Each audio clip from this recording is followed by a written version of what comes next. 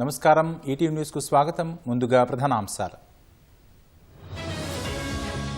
కొత్త పాంబన్ వంతెన ప్రారంభించిన మోదీ, డీఎంకే సర్కారుపై పరోక్ష విమర్శలు.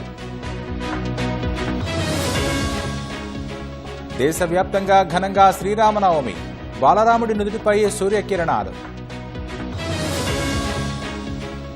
జాతీయ అధ్యక్షుడి ఎన్నికకు బీజేపీ కసరత్తు, త్వరలో రాష్ట్రాల శాఖలకు కొత్త సారథులు.